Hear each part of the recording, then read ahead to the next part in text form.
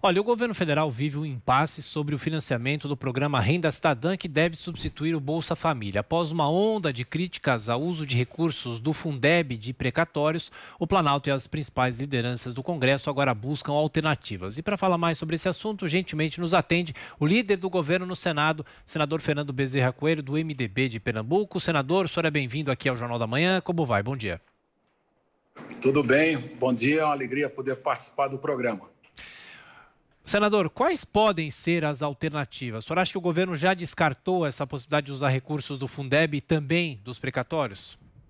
Não, as propostas continuam de pé. Na realidade, essas foram as primeiras reações, mas nós estamos intensificando o diálogo com as lideranças e com os senadores e deputados, e nós vamos demonstrar que entre as alternativas colocadas para que a gente pudesse respeitar o teto do gasto público, ter disciplina fiscal para que o Brasil possa encontrar o seu caminho para o desenvolvimento, para a geração de emprego, geração de renda, esses dois instrumentos, que não são os únicos, porque o senador Márcio Bittar vai apresentar o seu relatório hoje, durante o dia, onde vão ser detalhados muitos outros instrumentos que ajudarão numa compreensão melhor sobre a proposta que foi colocada na segunda-feira.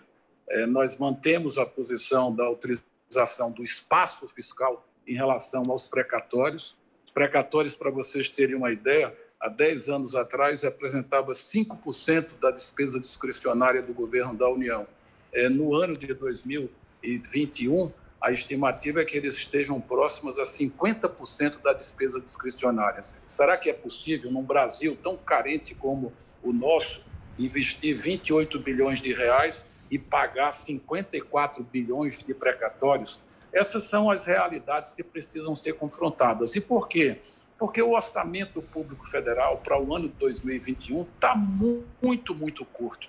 Na realidade, as escolhas serão sempre difíceis, mas é evidente que no debate dentro do Congresso Nacional nós estaremos abertos às sugestões que possam vir para poder aprimorar a proposta. O fato concreto é que o presidente Bolsonaro decidiu lançar um novo programa de renda mínima para assistir aos brasileiros que foram atingidos fortemente pela pandemia. Durante a pandemia, todos estão aplaudindo as iniciativas tomadas pelo Congresso e pelo governo federal, que ofereceu ampla proteção social, sobretudo para os mais pobres. Só que esse programa é emergencial, ele se esgota em dezembro, e nós vamos dar prioridade. No orçamento público dos anos vindouros, teremos que dar prioridade a um programa de solidariedade social, porque a grande fotografia que a pandemia revelou, não só no Brasil, mas no mundo, foi a tremenda desigualdade que nós enfrentamos do ponto de vista social. Portanto, eu acho que o debate será aprofundado. Eu tenho muitas esperanças de que o governo vai encontrar apoio suficiente para poder aprovar a PEC da renda cidadã, essa PEC que também incorpora a tese dos gatilhos para que os estados, os municípios e a própria União possam utilizar, acionar os gatilhos para reduzir ainda mais as suas despesas ligadas às despesas obrigatórias, sobretudo a despesa do pessoal. Senador, agora a pergunta de José Maria Trindade, que está em Brasília. Zé Maria. Líder, são números grandiosos, né? Atendimento de 50 milhões de brasileiros, isso na família reproduz ali 150 milhões de atendidos, levando em consideração que um benefício atende pelo menos 3 integrantes de cada família. Mas é preciso pagar, são também dados muito altos. A gente sente no Congresso Nacional a impossibilidade de aprovar esse novo imposto, pelo menos agora. O governo diz que só apresenta o projeto fechado quando tiver maioria, é assim? Não, eu acho que não. Está havendo ruído aí na comunicação.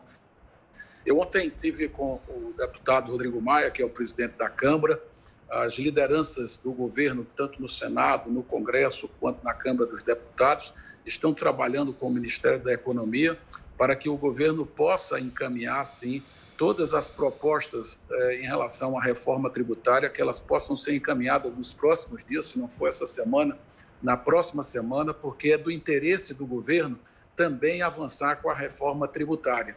o imposto de transação, a contribuição de transação é um dos capítulos da reforma tributária.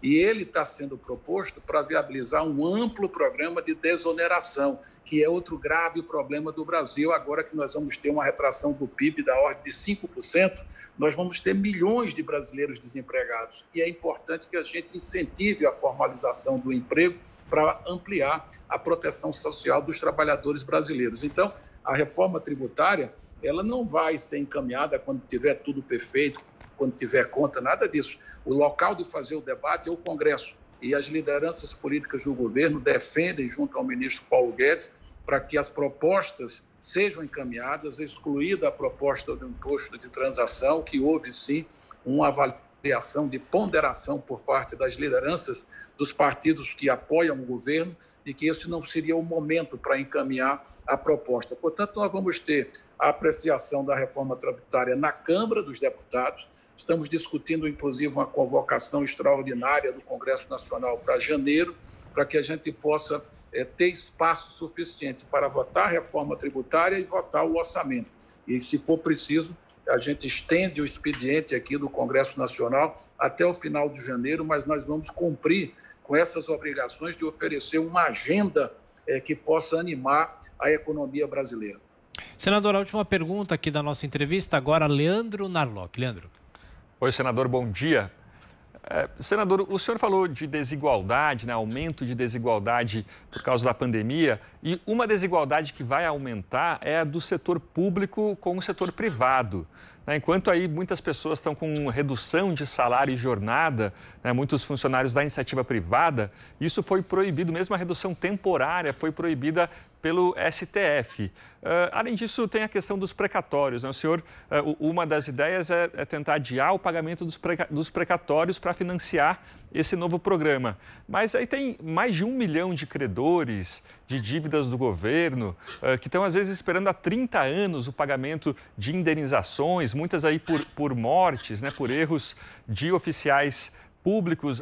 Não é injusto esse calote constitucional, esse calote legalizado e talvez aí uma tentativa de desviar do real problema, que é o alto custo do funcionalismo brasileiro?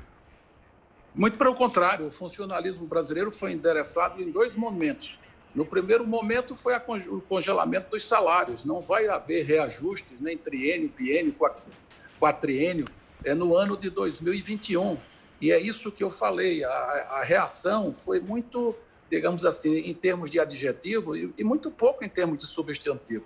As grandes despesas da União foram enfrentadas pelo governo Bolsonaro. Primeiro, as despesas previdenciárias, com a reforma da Previdência. Segundo, a questão do aumento do gastos com o pessoal. Foi congelado os salários em 2021.